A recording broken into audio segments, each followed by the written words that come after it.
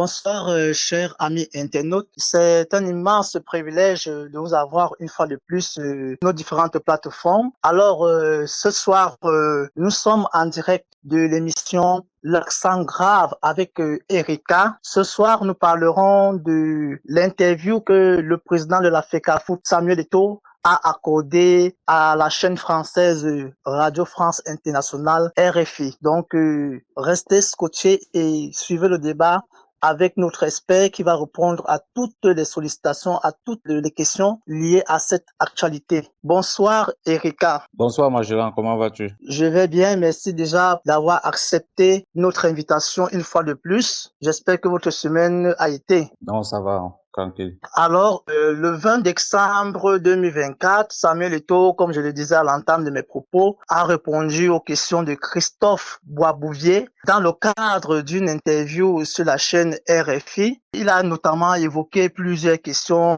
sur lesquelles nous allons nous attarder tout au long de cet entretien. La première question que je voudrais poser est de savoir qu'est-ce qui peut justifier cette sortie du président de la FECAFOOT sur la chaîne française. Rappelons que il y a quelques mois de cela encore, il a accordé une interview à France 24 et aujourd'hui c'est RFI. Donc on constate que Samuel Eto'o est abonné aux chaînes françaises lorsqu'il a des interventions à faire.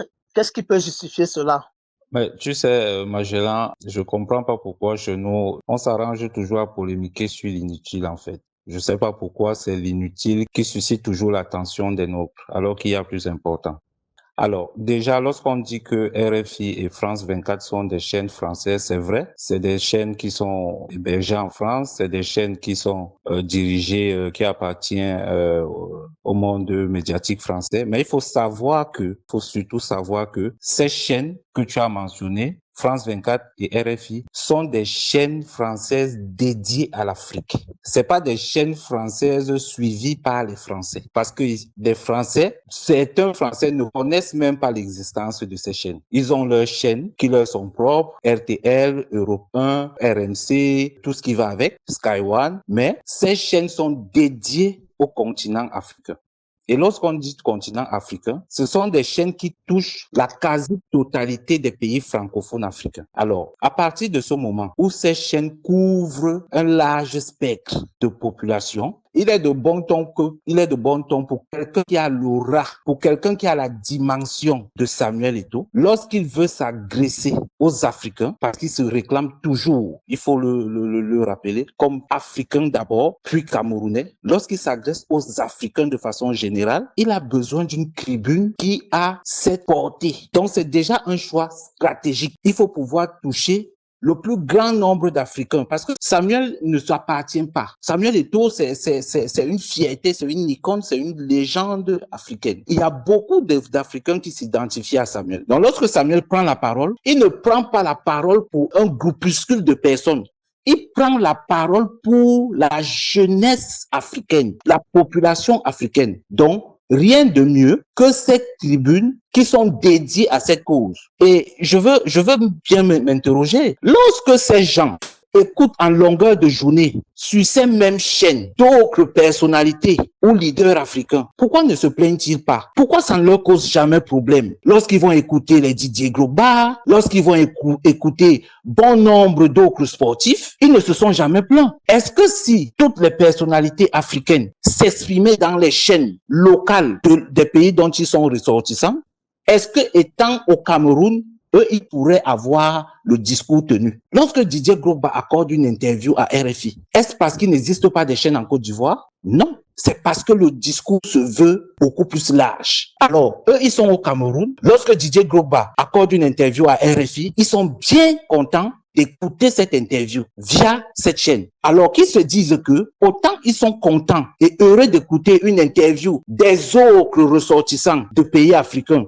étant au Cameroun, c'est ainsi que d'autres Africains étant chez eux sont également heureux d'écouter Monsieur Samuel Eto'o par le même canal. Donc pour moi, il n'y a même pas matière à s'attarder dessus. C'est un choix totalement objectif qui vient démontrer à suffisance que la portée, la dimension de Monsieur Eto'o se veut au-delà du pays Cameroun, parce que Eto'o est un exemple est une icône, est une légende pour l'Afrique. D'où le choix de ces chaînes françaises, je répète encore, des chaînes françaises, mais dédiées au continent africain. Ces chaînes ne sont pas écoutées sur le sol français.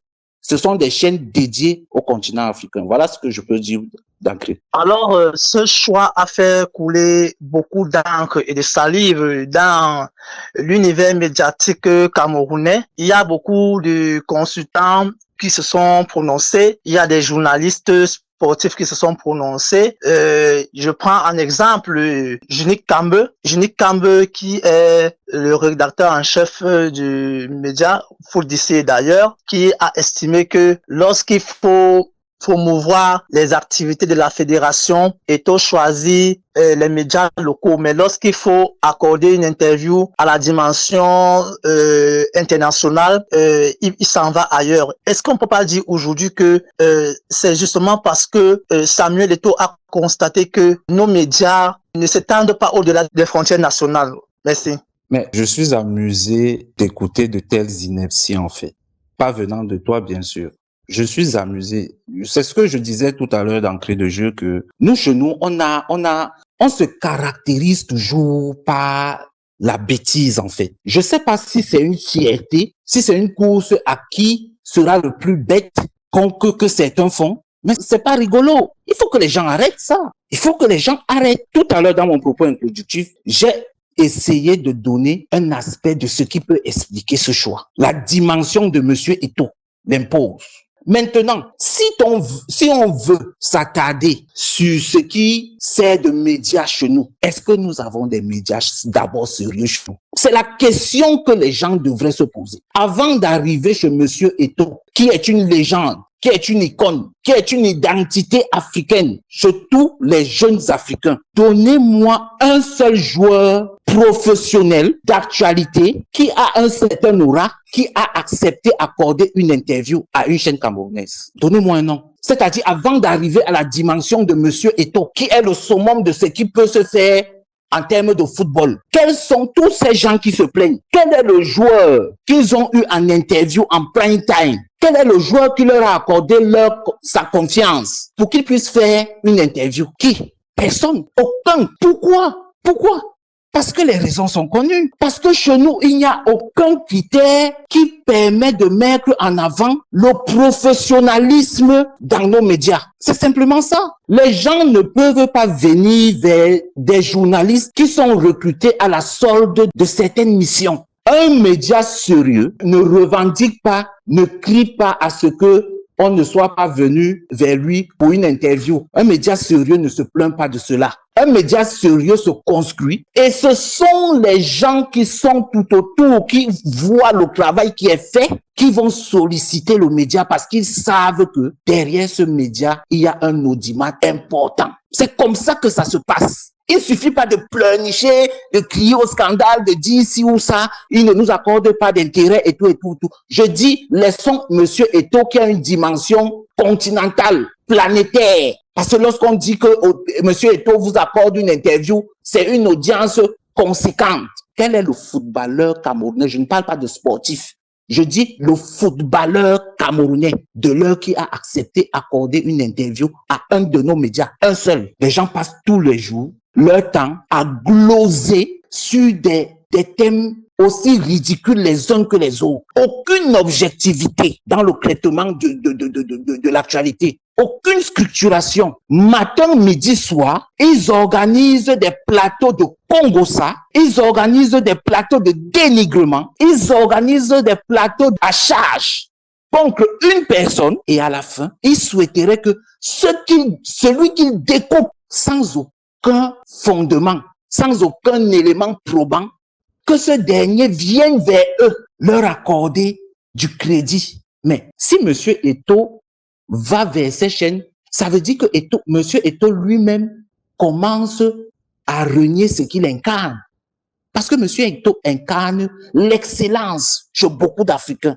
Monsieur Eto'o incarne un modèle chez beaucoup d'Africains. Alors si Monsieur Eto'o va vers ceux qui sont des contre-valeurs, qui ne savent pas produire ce qu'ils doivent faire de façon exemplaire, ça veut dire qu'il les encourage à continuer dans cette voie. Vous avez souvenance quand même qu'au début de son mandat, M. Eto'o a accordé une interview à M. Rodrigue Tonguet sur Canal 2 International. Qu'est-ce que ça a donné? Quels ont été les propos de M. Tonguet après cette interview? À quoi s'est-il livré? Quelle a été la substance qui est sortie de là? Quelle était la posture de M. Tonguet lors de cette interview? Quelle était sa posture?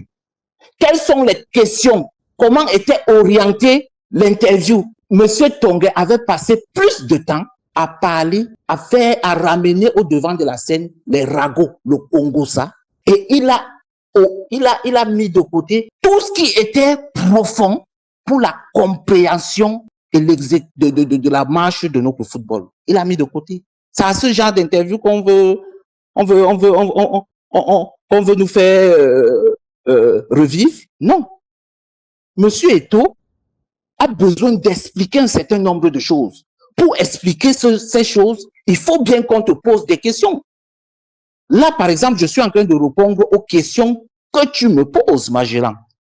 Je ne vais pas commencer à me lancer dans un discours qui ne correspond pas à celui qui répond à tes interrogations. Donc, monsieur Eto'o ne peut pas venir s'asseoir au lieu qu'on lui pose des questions sur son travail, son projet, à quel niveau, ce qu'il fait, on commence à lui ramener des questions de ragot. On a dit si, on a entendu que, est-ce que si, est-ce que ça, pour qu'après, la première interview sur France 24, est-ce que vous avez vu celui qui l'a interviewé se répandre dans les réseaux sociaux en disant quoi que ce soit? Non.